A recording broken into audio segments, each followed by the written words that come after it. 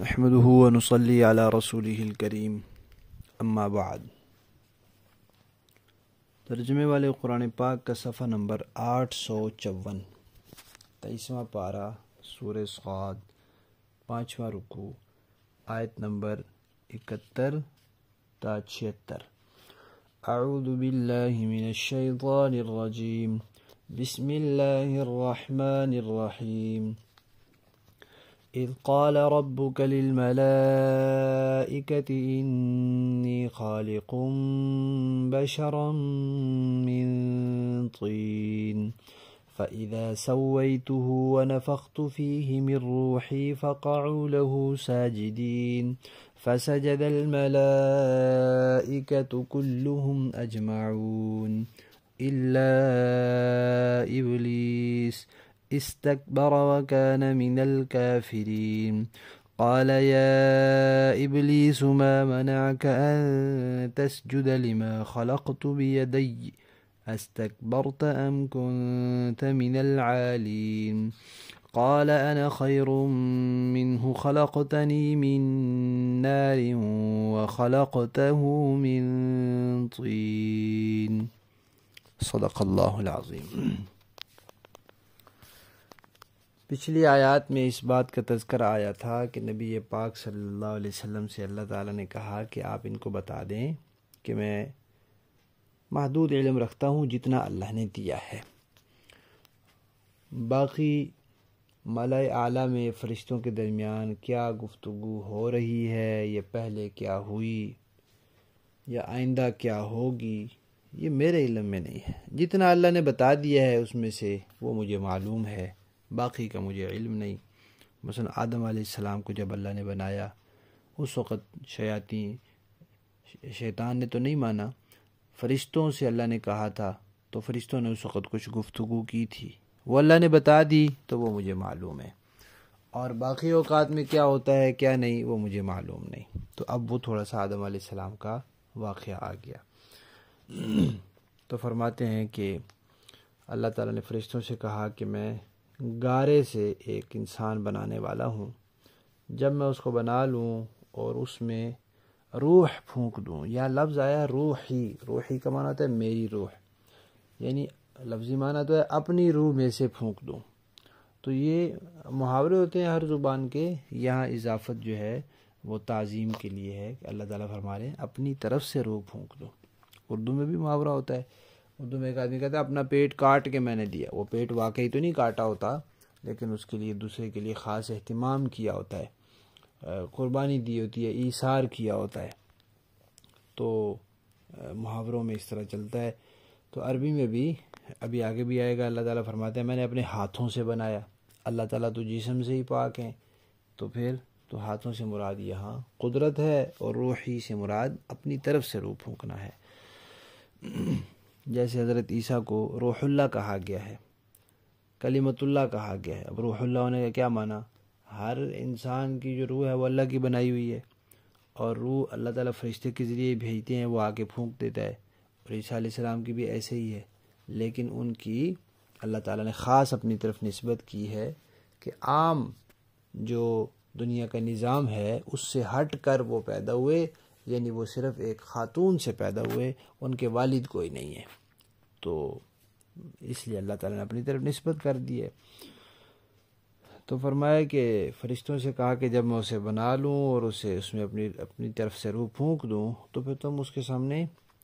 سجدہ کرنا۔ یہ سجدہ جو ہے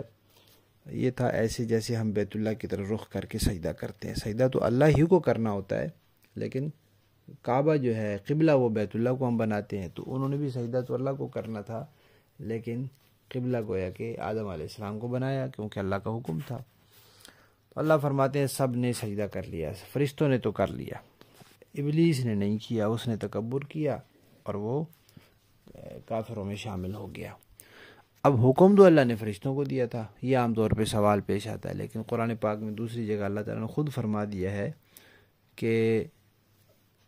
تجھے کس چیز نے منع کیا تھا؟ اذ امرتک، جب میں نے تجھے حکم دیا تھا۔ تو اس سے معلوم ہوا کہ اس کو بھی حکم تھا باقاعدہ سجدہ کرنے کا، تو بعض مفسرین نے تو لکھا ہے کہ آدم علیہ السلام کو چونکہ اللہ تعالیٰ نے زمین میں نائب بنانا تھا، اس لیے تمام زمینی مخلوق کو حکم تھا،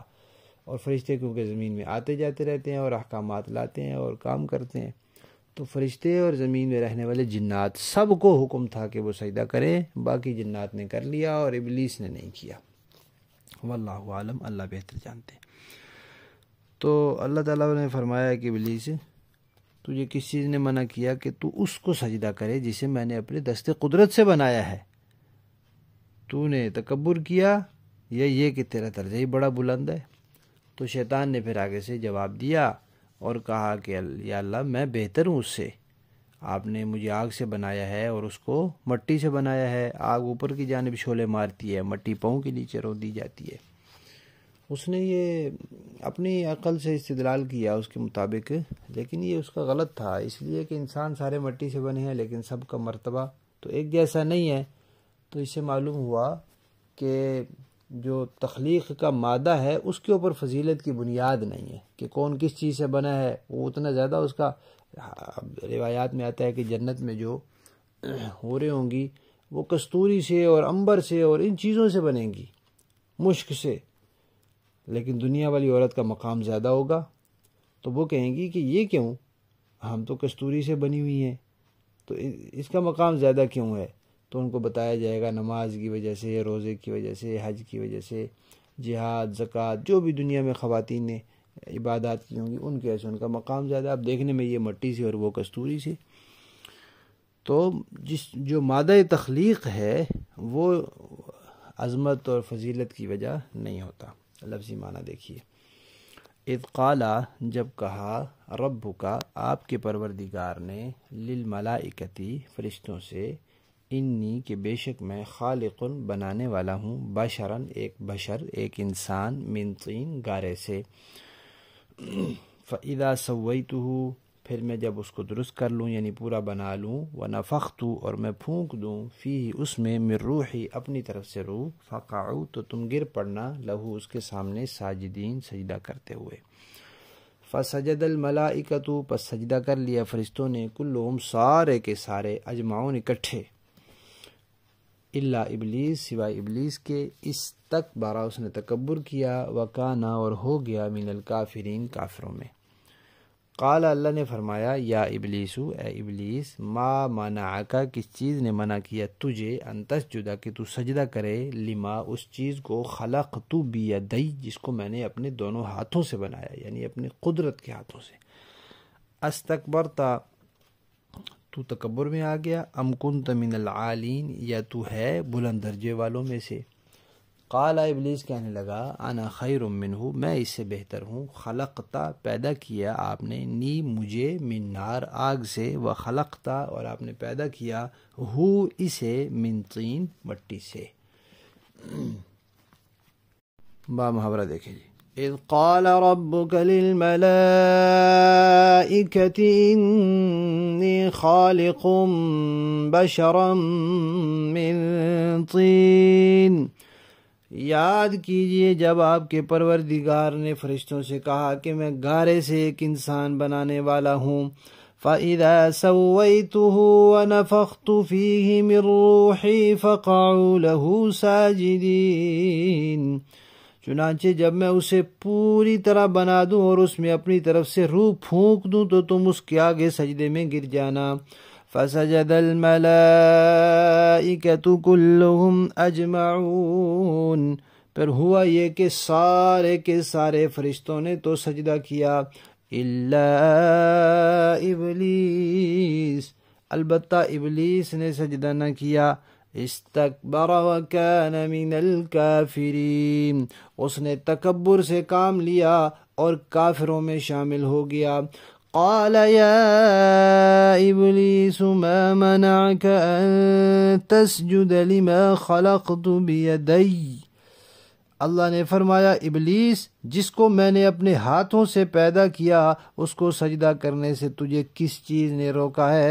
استکبرت ام کنت من العالین، کیا تو نے تکبر سے کام لیا ہے یا تو کوئی بہت اونچی ہستیوں میں سے ہے؟ قال أنا خير منه خلقتني من نار وخلقته من طين. وہ کہنے لگا کہ میں آدم سے بہتر ہوں، آپ نے مجھے آگ سے پیدا کیا ہے اور اس کو گارے سے پیدا کیا ہے۔ صدق اللہ العظیم۔